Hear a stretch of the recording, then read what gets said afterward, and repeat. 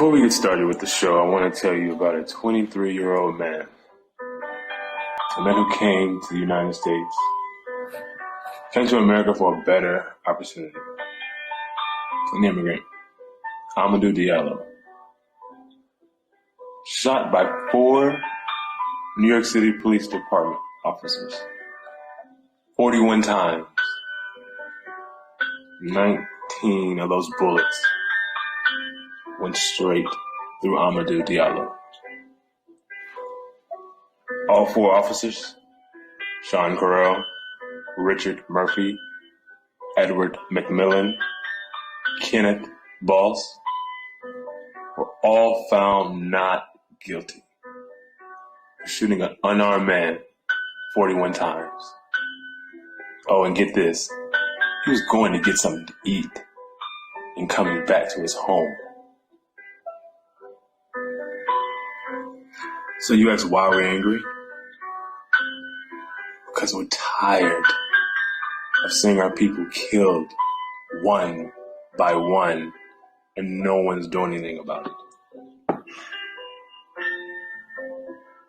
Tell me, what has become of my rights? Am I invisible because you ignore me? Your proclamation promised me free liberty, and I'm tired of being the victim of shame. They throw me in the class with a bad name, and I can't believe this is the land in which I came from. If Roosevelt was living, if Martin Luther King was living, he wouldn't let this be. Come fill your mind with knowledge. Black Nutrition for Your Soul podcast. Every Saturday, 12 to 1, where we never apologize for our black thoughts, and we're always unapologetically black. Black nutrition. No. I will never say that progress is being made. If you stick a knife in my back 9 inches and pull it out 6 inches, there's no progress.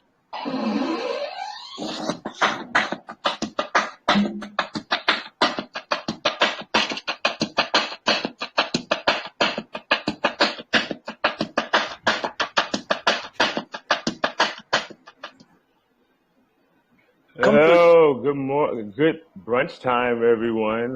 Thank you for joining the podcast again. I want to welcome my host and my co-host, Charles Cannon and Alicia Daniels. Are you with me? I'm with you. Charles, I'm here. you're here. Yeah, and I also want to thank our social media director, Lucy. She's not live, but if you have any questions, she's looking at it. She's going to tell us. She's going to repost it back in the podcast. She's going to keep our Facebook and our social media, Twitter, all that stuff going. So if you have any questions, just put them there, and she's going to, let us know. And thank you, Lucy. And thank everyone for coming back again to Black Nutrition for Your Soul podcast. I know it's been a hard week for everyone. It's been exhausting for everyone. And I just want to say thank you for all the protesters. Thank you to all the protesters. Thank you for all the individuals, the white allies that have been a part of this joint adventure to change the world. But I also want to take the time right now to give Breonna Taylor some love. Yesterday was her birthday, and she would have been 27. And so she didn't have a birthday. And she wasn't able to get, presents and all the things that she would have done, and her boyfriend doesn't have the option to give her anything. So I want to take a couple of minutes, just a couple of seconds, just to give her some love, say a little prayer or whatever you want in your head. She would have been 27. And let's just take a moment, please. Okay.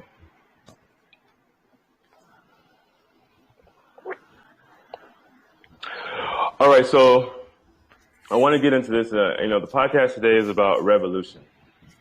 What does it mean to you, and how it can apply today, right now?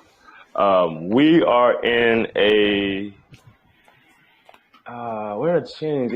We're in a sort of a point in time where people are just tired, whether you're, white, black, Asian, you're tired. And I was protesting all this week, and I was out there on the front lines on my bike, running, seeing the cops do what they do, barricading us so we don't go to certain areas or leading us to a certain direction so then they can do what they need to do. For example, they were trying to lead us down Fifth Avenue here. Well, Fifth Avenue doesn't have that many cameras out there. So they could do whatever they want to do to us and try to spread us apart, break us apart, and then start attacking.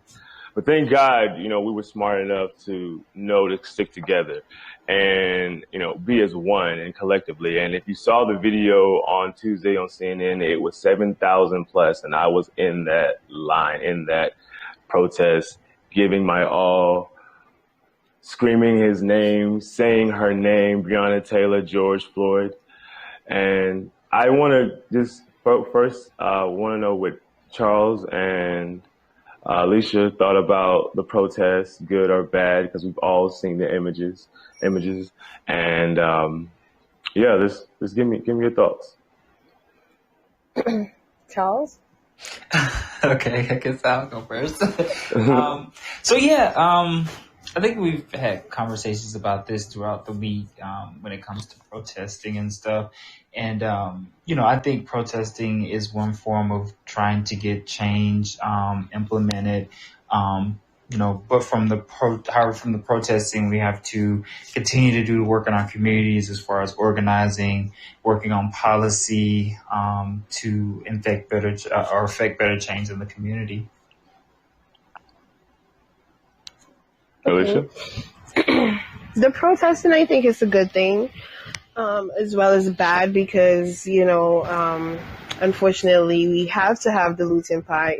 Some people are complaining, some people are not, some people are willing, but at the end of the day, I will always stand beside it because you can replace the building and you can replace merchandise, but you can't replace the lives that's been lost because of this whole thing. So I'll always be with it, stand beside it. I'm a little on the fence about the looting and the protesting. If you're protesting, then you're for the cause. The looting, I'm on the fence. Yeah, in the beginning when people started looting, I was like, yeah, rah, rah, rah, tear that shit down because we built it with our blood, sweat, and tears. So we're going to tear it down and build it right back up, and make it better.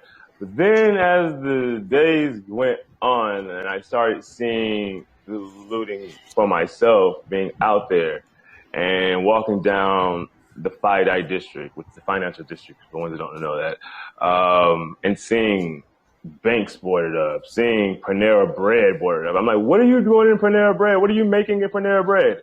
At 12 o'clock at night, why are you looting? And then, my partner who works, for a fashion designer, their stores got looted, not just here, but in Los Angeles and, or everywhere that, so I started to think like people have to still wake up and go to work, like, Yeah.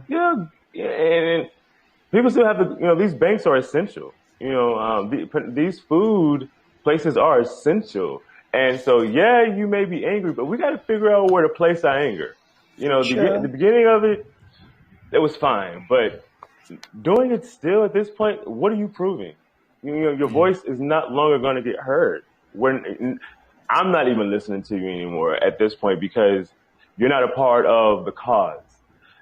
For instance, when I was protesting one of these days, the protesters started breaking out and dance to a Jay-Z song.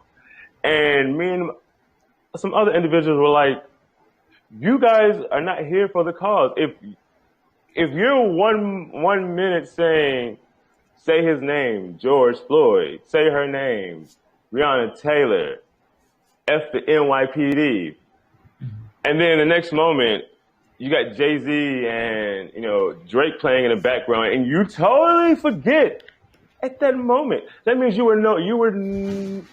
You were no longer here. You weren't even there in the beginning. Yeah. You were marching for something because of someone else. And I think, and I think that's, you know, with the younger generation, we have so many ways to get distracted, and this is a little bit different from back in the '60s because they had focus. They knew what their most of their end goal was and what they wanted. But with us, we have so many distractions to get us. So like you're saying, we're protesting, and the next minute there's a song, Jay-Z song playing, so we're dancing. So it's just a little lack of focus. And then I think it also goes back to what I was telling you about earlier, Josh. Is like with the protests, it just seems like we're trying to take on the system at one, instead of trying to figure out how to compartmentalize and strategize on specific segments of the system that you could kind of infiltrate and make change in. So I don't know. Yeah, I mean, I think that's Alicia. Were you about to say something? Yeah, I was gonna say, you have to take into the factor is we're out here at home doing nothing during this whole pandemic situation, right? And yeah, I understand it does. I mean, why are you breaking into Pinero? Like, what are you gonna get from it, right? And you having people that's not staying focused. They're breaking out to dance to a Jay-Z song. Like, I get it, but it's, to me, you have to look at it at a deeper picture. It's levels to it. There's people broke, that's just home, not doing anything. Their kids home. You understand? And in addition to that, half of these looting do not begin with our own people. You understand? You have police officers, you have white people entwining themselves through these protests. They're breaking windows. They're spraying on people's businesses. They're pretending to help build whatever the case may be for a photo op. They're paying these kids who have nothing else to do but just cause chaos to do these things. You understand? There is a majority of these people who are out there that just have nothing else to do. And they're white people and people in power that's taking advantage of that. They're setting bricks anywhere near protests. Just as Josh said, they were trying to move them down the street where nobody could have seen, and they could have given whoever a scenario, and they could have taken and run with it without any proof or any stuff to indict them. But it's we don't like it, but it's the reality. You understand? It's just the reality. You're gonna have, there's levels to it. There's the protesters who are definitely there for the cause. They're making they're doing it by any means necessary. They're making sure they're getting their voices heard. Then you have the rioters, right? These are just angry people. They're here for the cause, but they're just angry and they're tired of speaking and not being heard of, and they're thinking, one step further. And then you have the looters who just don't care, whatever the case may be. They just tag along. They're neither here or there. Yes, they're black. Yes, they're coming to support whoever, but it's just the piece that's just a little bit more oppressed than the others. Well, that's where I think that's where your anger needs to be placed. You need to find out where your anger needs to be placed at, because you cannot be looting anymore. You cannot be tearing down. We do not need Bronx is burning, Brooklyn is burning, Nashville is burning, Atlanta is burning. We can't have that. We need to focus our anger and our attention to reforming and doing it in a peaceful way, because they're not going to hear us. And also, but that's what they're trying to prove. They're trying to prove that they're not being heard when they're not going to get heard either way. That's what I'm saying. Either way, they're not going to get heard. They're going to get put in prison. Oh, and by the way, let me make this note. New York City has suspended habeas corpus. So let me explain that really quick. And Alicia, this goes to what you're talking about. Actually, let me find it really quick. It's very important. So New York City has suspended habeas corpus. Anyone can be imprisoned indefinitely now in NYC without any reason. NYC's judge, James Burke, Burke. We have the same last name, not related, I I was promise gonna you. say, I'm I got not like related. him. Has suspended habeas corpus in response to George Floyd's protest to regain control of the city. NYPD has specifically been given the go-ahead to indefinitely detain peaceful protesters who violate curfew. Indefinite imprisonment without reason by American authorities is a huge constitutional violation. This is why I'm saying, Alicia, this is what I'm saying to you, Alicia. Looting is right now, doesn't matter. They're not going to get hurt. Actually, it is wrong right now. You need to start following. How are we going to get hurt is follow the rules a little bit. Follow the rules just a little bit. We have a curfew at 8 o'clock here. Why in the world are you protesting at 7:30 when you know they're no longer hearing you at 7:30? They have been obligated to do something. They hear you from 5 o'clock in the morning until 7 o'clock. Mm-hmm. Trust me, they hear you. They don't want to, they hear you. And how I know I hear you, because the mayor here has just cut the NYPD's budget by 1.1 million from when he recently cut it. We got to focus our energy somewhere different than looting. And also, we got to have one plan. We can't be, everybody has a message that they want to get across. And trust me, everyone's message is important. Mm-hmm. Mental health is important. Black trans lives is important. All these things these signs that we now see up are that break away, that dilute the main cause of police brutality and injustice and trying to defund the police, which we'll get into that later. That's the cause.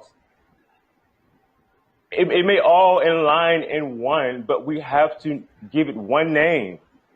Because going around saying mental health matters, Black trans life matters, LGBT lives matter, and trust me, they do, because I'm with that community. Trust me, I'm there. Hey, I am there.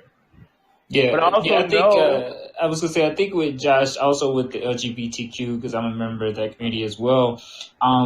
What people don't understand is, or they probably do, but just don't realize it, is you're still Black before you're that part of that community. Because when white people see you, they don't see your sexual orientation; they see your color of your skin. So, yes, it doesn't matter what your sexual orientation is.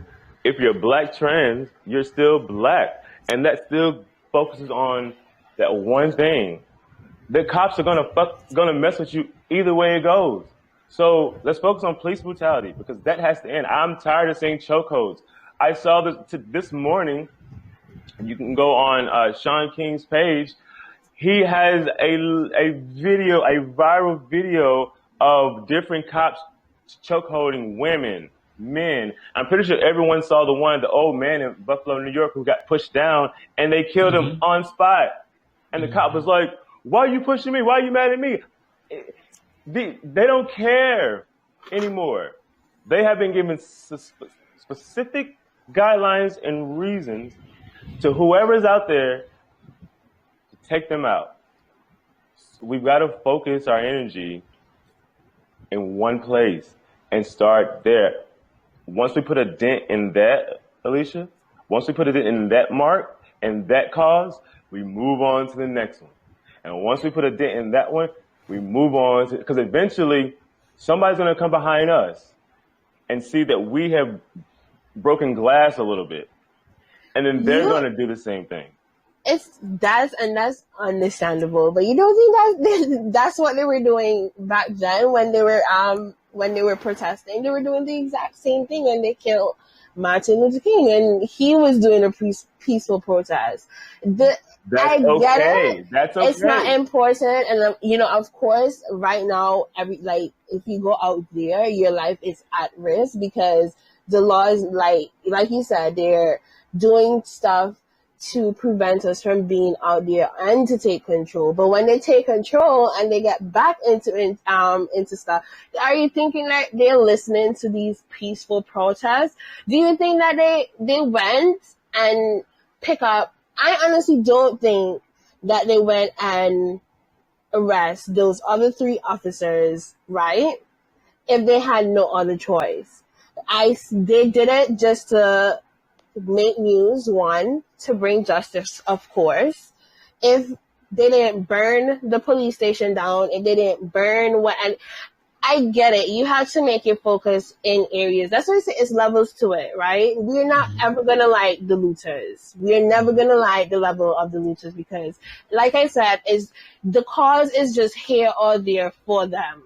They're not passionate about it. They don't understand it, but you're going to have the peaceful protesters and you're going to have the rioters. The rioters make damages to what is happening. They're burning down the police station. They're burning down cop cars. They're trying to take away from who took away from us, right? And I'm not going to apologize for that. Like, I'm not going to apologize for 2-piece merchandise that you can easily be replaced within a minute. It's going to put you out of loss, but it's the money. You're right. You're going to get it back. It's not going to replace the people. It's not going to replace the gap in the financial community that to lead to the reason why they're looting these stores. You understand? These stores pay these money for stuff like this. Okay? If somebody robbed them, it's whatever. Okay, so what about let me bring it home then. Let me bring it home. What about the black community, the black-owned businesses that are being looted, and they don't have the same insurance that the white businesses have, and they can't start their business up anymore because some ignorant young man and woman decided to go bust down that window and take. But that's what we're not understanding here. I mean, yes, we don't like it, but it's the reality. And then the reality of the situation is that the white people are using the oppressed people to do these things. You understand? They're trying to take control of how we make our emotions heard about the situation. They are trying their best to put a handle on this thing. It's getting out of control, and they're trying their best to put their hand and put everybody back into place, right? Slavery. It's going to go right back to the same thing. You have grandparents sitting down watching these things happening and thinking it was happening just a few years ago. It's the same thing happening just a few years ago. Yeah, it's going to happen again when all of this is quiet, right? And everybody has forgotten about it. Do you think it's going to go back to anything better? No, it's not going to go back to anything better. And the next generation down the line, 5 years down the line, is going to be worse. It's going to be way worse than what's happening right now. If they don't burn all cities and states down in the near future, this country will never, ever, ever be satisfied. Like, the black people will never, ever be satisfied with the racism. So it seems like we have an angry, you saw that too. Coontown Berman says that we're all victims. Stop with the bullshit. Here we go with the playing victim games again. So he's part of the problem, guys. And we're not going to acknowledge it. I asked him what were examples of playing the victim, because white people always like to go ahead and say, hey, you guys are victim or playing the victim. But it's like, okay, you're speaking from a place of privilege. So you can tell us we're playing the victim because you have been in a place of privilege for so long, and your thought process is so warped to thinking that, you guys should be able to make change within yourself. And then, like he said, we're blaming everything on white people. Well, okay, so yeah, we can do that, but let's be honest. We wouldn't be blaming everything on white people if we weren't enslaved originally and brought to this country. Go there. Personally, I'm not playing a victim as a black person. Okay, one, I have never been enslaved. Two, that was my ancestors, right? They're the only one that can be the victim of what these white people stuff. And these people that are being killed by the hands of policemen, Those are Hmm. victims, okay? Yes. I'm not gonna sit down here and cry boo-hoo because it's never happened to me. And I'm thankful it's never happened to me. But in reality, I am scared. Okay, I'm not a victim, but I am scared to become a victim. And that's the problem. We don't want to blame it on white people, right? There's a handful of white people who stand to the cause, who is Hmm. saying enough is enough. They just arrested Ben and Jerry, the co-founders of Ben and Jerry. They arrested them while they were protesting. I think, And hold they are on, I white. think I get it. But Charles was about to make a point, a very important point, and I want him to go back to that because it's very important Which one? Which about being point? enslaved. Go to that, what you just said. Well, yeah, I mean, you can't bring people. Okay, so you can't bring humans here, treat them as property, make money off of them, and then set them free. Create strategies and policies against them so they won't be successful. Then when they try to pull themselves up without help at all, you find ways to continue to hold them down.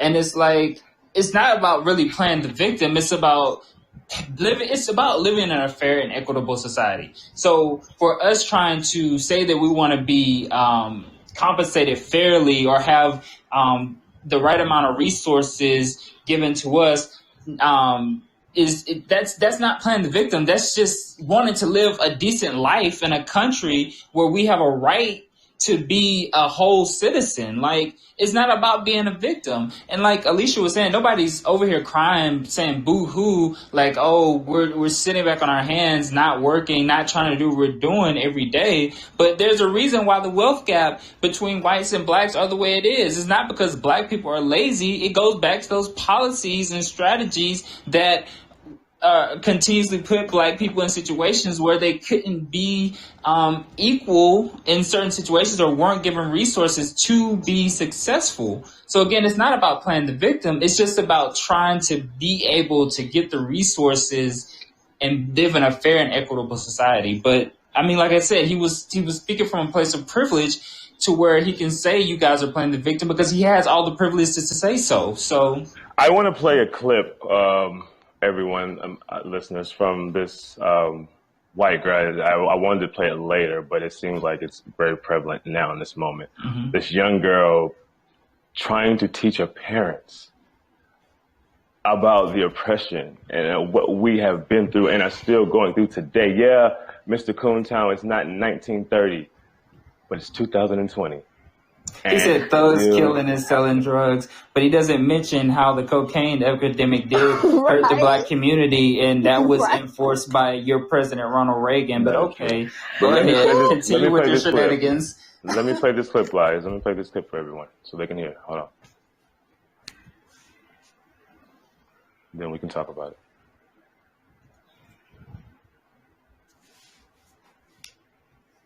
Actually, no, shut up. No. Can you shut your mouth for a minute? No. Because I actually work in the ghetto. I see the people. Do you know why they're in that I position? see these people. Do you understand the systematic and historical reason for why they're in that position? They don't care. All they want to do is be ghetto. No. Yes, there's No. there's good people. No. Most of them just want to suck off the system or do something bad like drugs or gangs. And that's all they They have been oppressed. They have not been given the same opportunities you have had. do, and there's plenty of black No, they don't, Dad. And you not recognizing that as an issue is the reason why it's still continuing today. I see them all over. There's all kinds of successful people that are of color.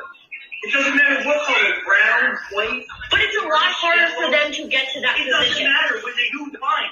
But there's always filthy animals. And I, You're calling people of color black animals. You're calling them animals. Are you kidding me? That's not okay. No, no matter what, that's not okay. No matter what, it's not okay. Racism is not okay. Why do you think the racism is okay? actually, No matter what, it's not okay. That's a young. I say she had to be like 16, 17, telling her racist-minded, ignorant-minded parents that what they've been thinking this whole time. And the father was like, all they want to be is ghetto. No, that's not all we You want to be. do you No, no, think no. we really want to be ghetto? Do you really, really, really think we wake up as parents, we wake up and we raise our kids within these conditions that we are limited to, and want our kids to be out there selling drugs, killing each other, joining gangs? Don't you think we want to come in and buy a big house just like a white person buy a big house and send our kids to the best of the best school and do it? Do you think if we had a choice, you think we would choose to live like we're in the ghetto?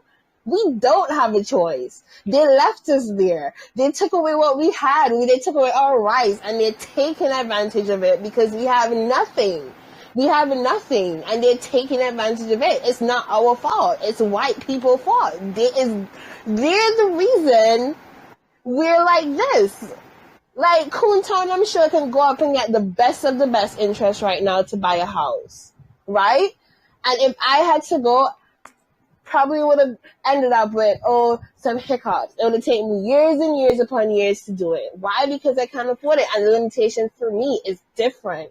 I'm not going to apologize for being black. And I like you said, we're not going to cry the victim. We don't choose to be raised with $5 a day. We don't choose to be raised with unable to provide milk for our kids. We don't choose that. We don't have a choice. Charles said something today on the phone that when we talked about George Floyd making $8 an hour, and I want you to kind of talk a little more about that and give more insight. And with the problem, I wanted to mention something with the dad in that video. He did mention that he works in the ghetto, so he's amongst those people. So that's also a part of the problem. So you're working in the ghetto, you probably own a business, and you probably treat the black poor people like crap. You're just there to suck the money out of the community. You're probably not giving back to the community. You probably live in the suburbs. So once you close your shop, you're going to the suburbs to spend your money and put money in your own community while you extract money from the black community. So I just wanted to point that out. The money that we don't have already. Exactly. And then with George Floyd, at his security job position, he's probably making between $8 and $10, and that's understandable because he did have a record when he came to Minneapolis, so it's kind of hard for ex-cons to get jobs and stuff like that. But we got to look at the broader picture that a lot of black people are struggling economically. When you look at different income disparities when it comes to black and white people in certain cities, it's a vast difference. And even when I think I mentioned it before with the net worth between whites and blacks in America, it's just drastically different. So yeah, and when George Floyd died as well, he was unemployed. So because he had lost his job as a security, and then I think he was also as a truck driver, so he was unemployed, wasn't really making any money at the time. So yeah. Yeah, and so this leads to the next topic because I wanted to get that out because I want to talk about budgets and how important it is for the movement that we are doing to find finance. And people like Martin Luther King and Michael X, they called budgets a moral document. It reflected the values. You know what your state, county, your school, your job, you know what they stand for, what their value is by looking at their moral documents, their budgets. So when I look around my community, and I live in Bed-Stuy, and what Bed-Stuy used to be and what it is today, and then I lived in Brownsville, and New Yorkers, if you know what Brownsville is, it's not a good place to live. And so then I think about where the budgets are being placed around this world. And with coronavirus, pretty much every business had to cut their budget, had to cut ties with workers, important people. But only one business, one federal department across the board, the nation, only one kept rising. and that was the police department.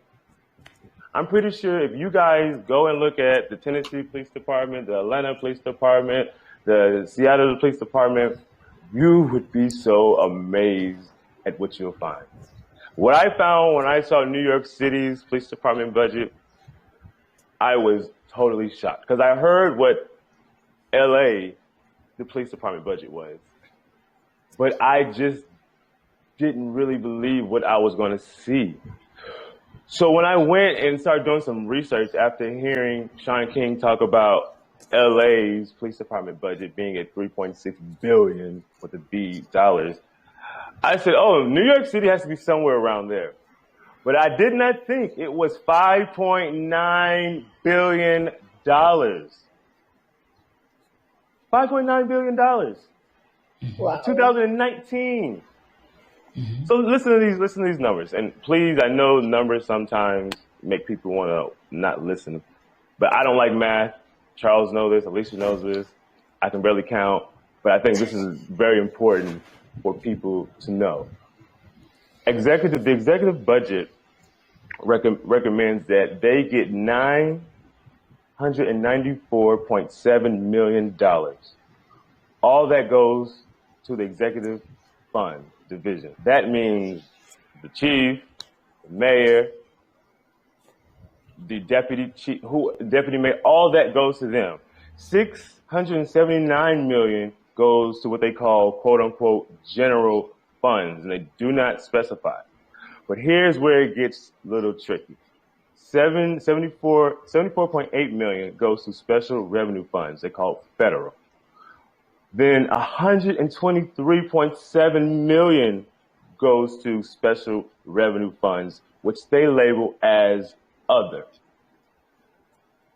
116 million goes to capital funds. All that is a $68.5 million increase from the prior year, 2018. So I look at this and then I say, well, we got people sleeping on the streets. You got hospitals fighting over things that they need for COVID, ventilators, masks. We don't have enough of it, supposedly. Homeless shelters need to be built.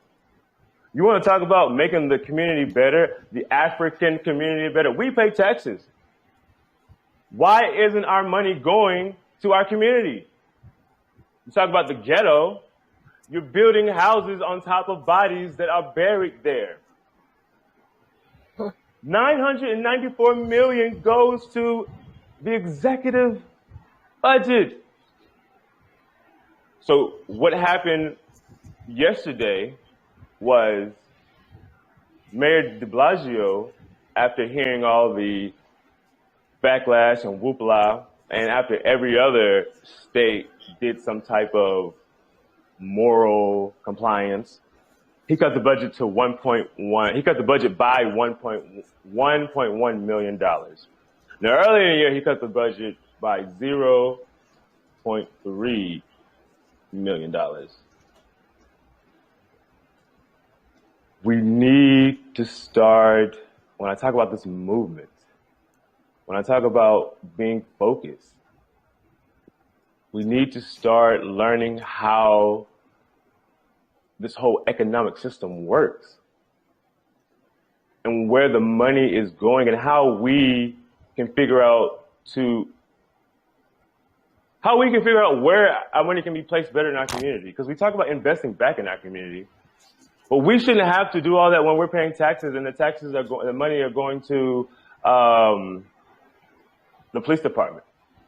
We have armed guards ready to beat us down with military suits on. We have tanks riding around our neighborhood. We are blockaded. I can't even, listen to this, I can't even go to the bank because the police station is right across from the bank and they have blocked off that road.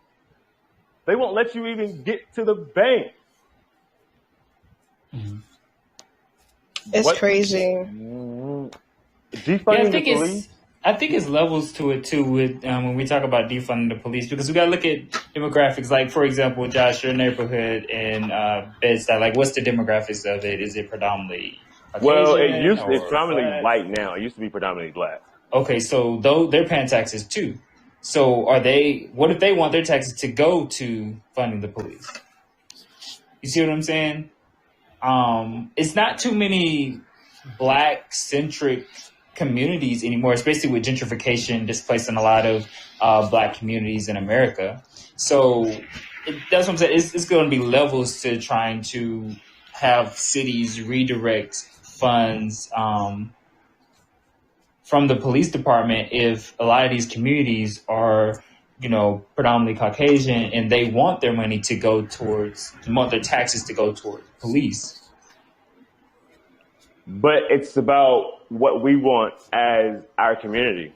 It's about what we want our money to be put in our community. And there's supposedly a way to do that. And it says how to defund the police if you live in New York. The NYPD fiscal year begins July 1st. And here's what you can do to ensure that the funding from the city is diverted away from the New York City, the police department. Now, Charles, I guess for an Atlanta person, you got to figure out, do your research. And I'm pretty sure you can find out in any other state. But this is New York. So learn what to ask for. Contact the Independent Budget Office for budget literacy. The phone number is 212-669-2698. And I'll put all this information on my Facebook page, the podcast Facebook page, Twitter, and Instagram. Email or call Melanie Hartzog. She's the Director of Office and Management and Budget for the Mayor. Her number is 212-788-5800. Here's what you can say. Hi, my name is Joshua Burke. I am a resident of Bed-Stuy. I'm asking to call an emergency council meeting and deny the mayor's proposed budget. I would like to redirect my money away from NYPD into these social service programs, and you list them.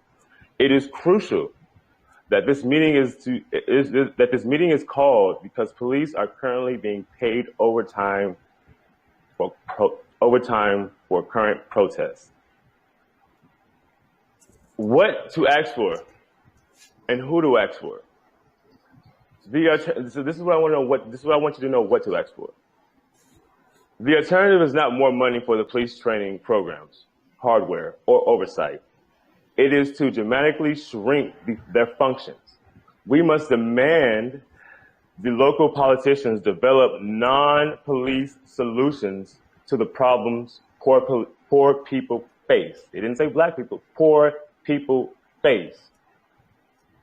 We must invest in housing, employment, and in healthcare in ways that directly target the problems of public safety. Instead of criminalizing homelessness, we need publicly financed supportive housing. Instead of gang units, we need community-based anti-violence programs, trauma services, and jobs for young people. Instead of school police, we need more counselors, after-school programs, and we need to restore some of these. When they come out of prison, they need a way to get jobs. This is the things that we need to ask for. This is how we go about it. This is how we go about defunding the police, and this probably goes across the board. Crazy. Anyone got anything to say? It's a lot of money. It's a lot of money going to waste. We as Black people sometimes don't know this. Like Lucy mentioned in the chat, there used to be a Black Wall Street. We used to have money. We were on the verge of getting what we needed. Like Charles mentioned the last episode, we just wanted our own. We aren't fighting to take away from them. We're fighting for equal opportunities. If the white school can get good teachers or get a good funding budget to pay their teachers, why can't the black school get that opportunity too? If they can afford to build a fence, we want to afford to build a fence. We don't want to come and take your fence like what you did to us. They came and take away from us. We're not aiming for that. We just want it for ourselves.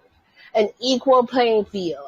I want to be able to say, okay, I can send my son to a good college, or I can send my daughter to a good college. Like, we just want to be able to have the opportunity to be successful as well. We do not want to take away from them, and we do not want to leave them at nothing.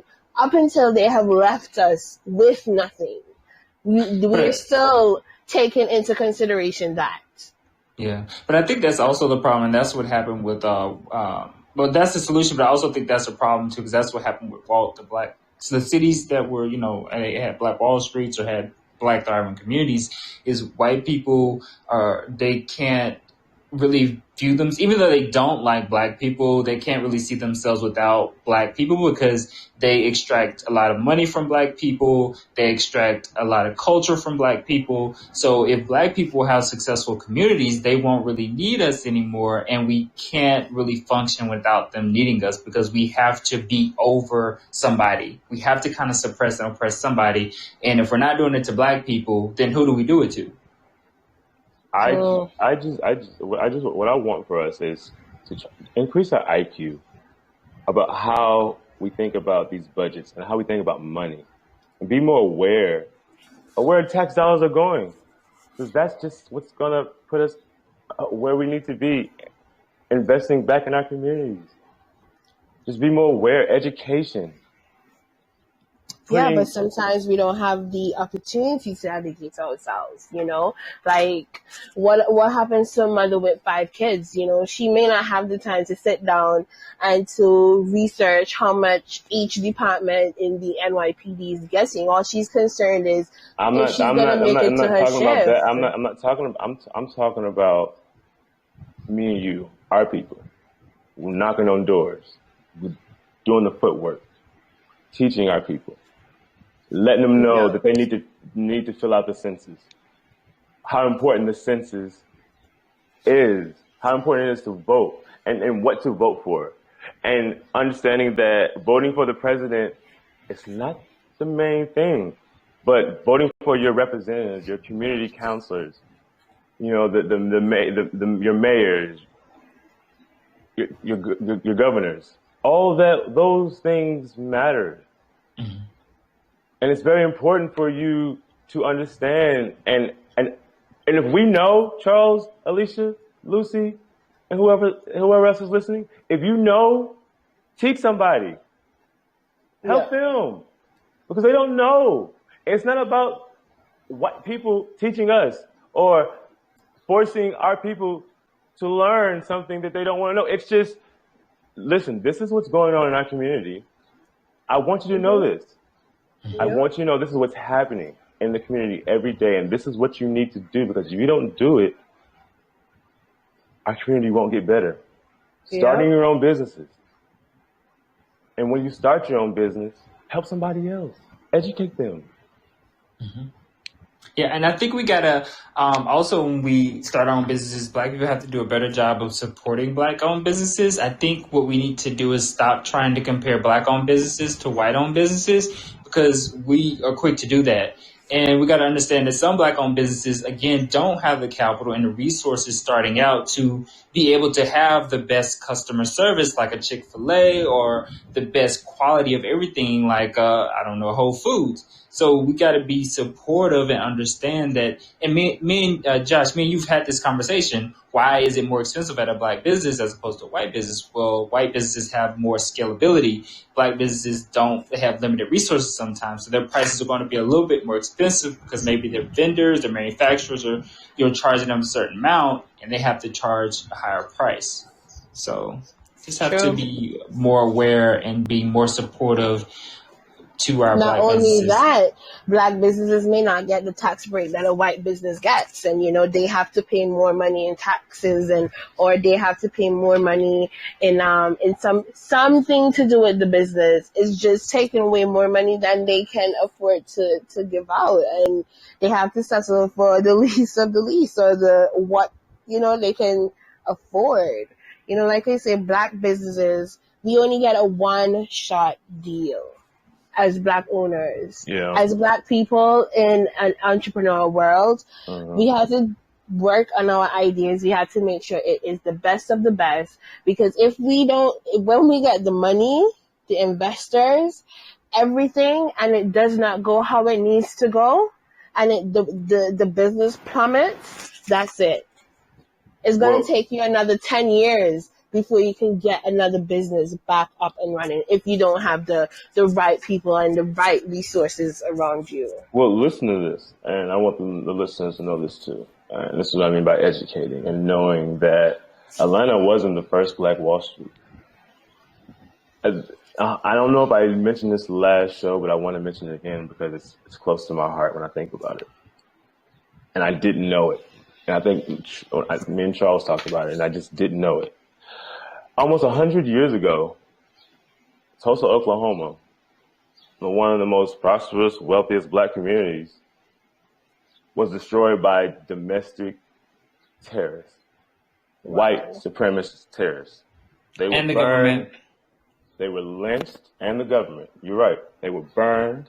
They were lynched, shot down from planes, slaughtered, hundreds of men, women, and children by fire, lynched.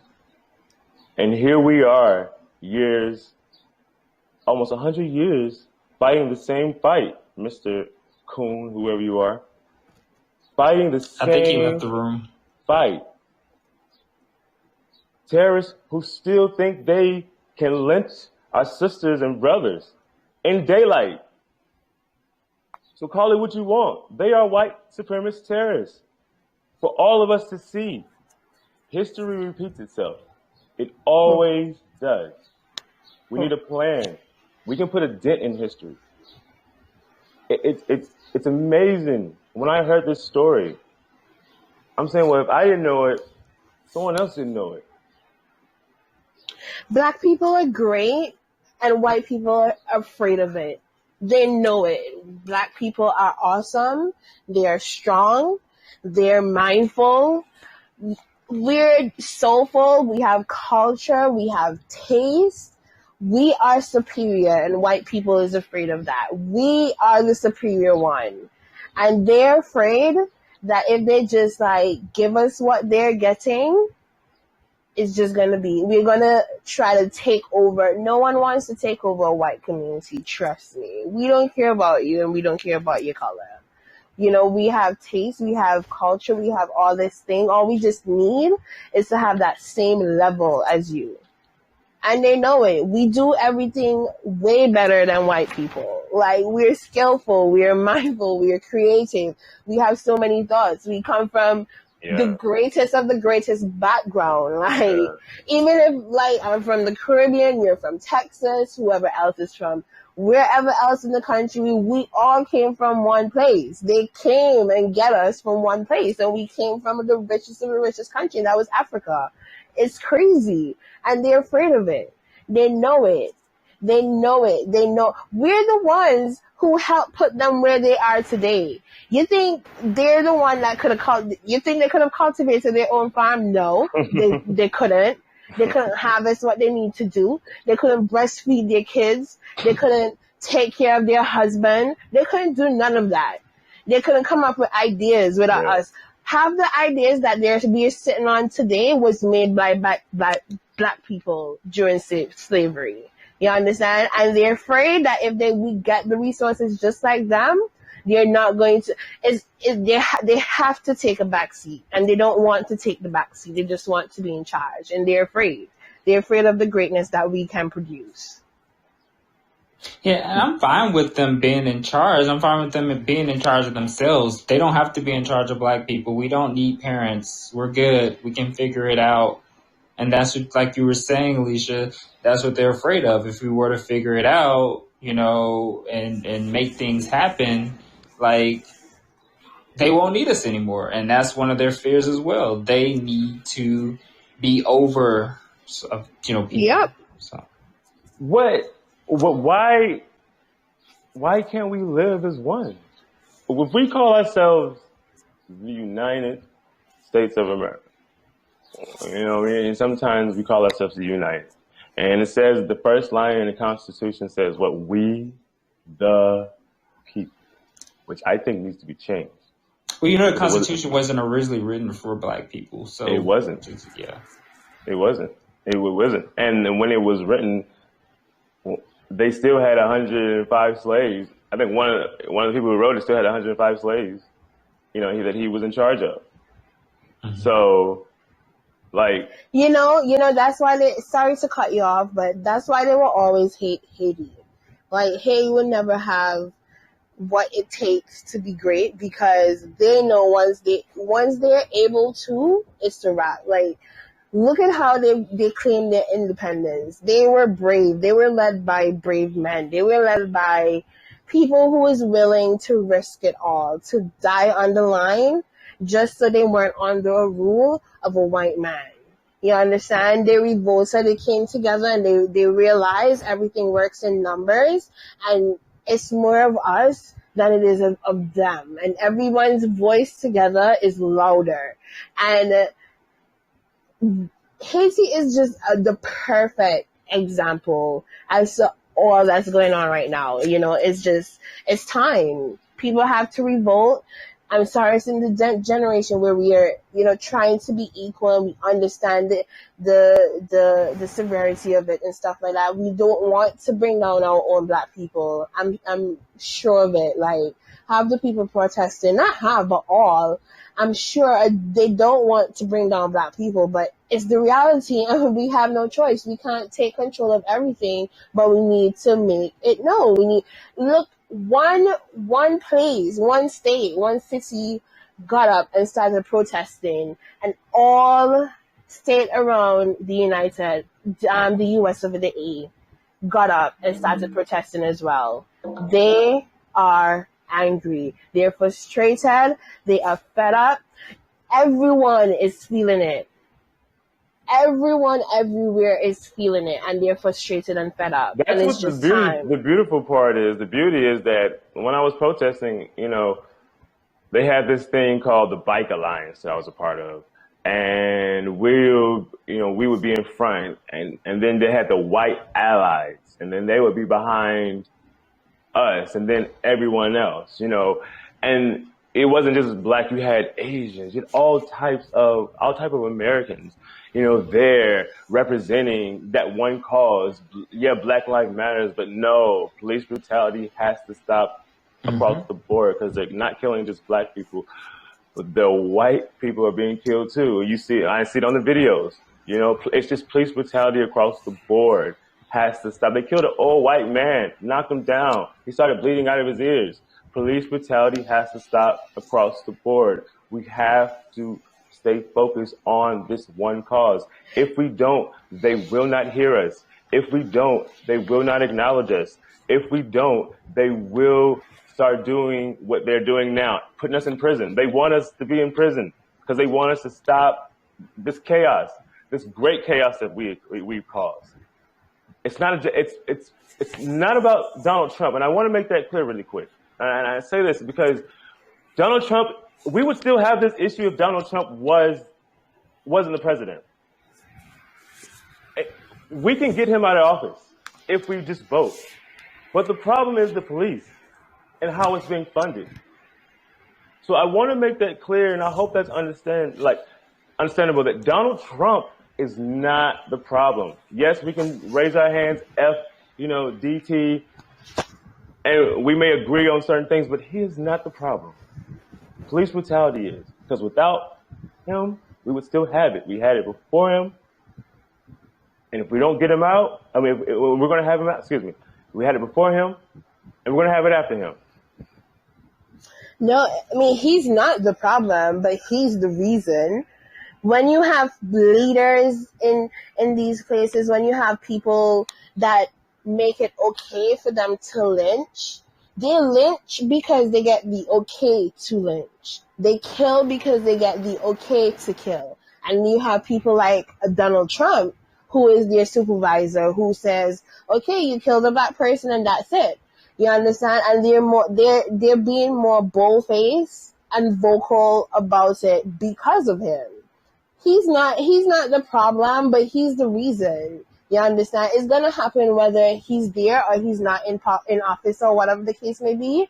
But when you have a strong leader like this, making racial jokes, what do you think is gonna happen to the people under him? They're gonna do it. It's gonna trickle down, and it's gonna be okay. They're making it. People like Donald Trump is making it okay for them to lynch and kill us. Like, we need to get him out. Yes, if he wasn't there, it would have happened, but at least it wouldn't be a slap in our face, if you get what I'm saying. I got you. Donald Trump is making it as a slap. It's a joke. White people are laughing at us right now, walking for our rights. You have white people laughing and smiling and taking this for a joke because guess what? The leader of this country is taking it for a joke. Okay, thank you. Well, and they always, to follow up with that, they've always looked at black people as a joke. So they've never really seen black people as serious and stuff in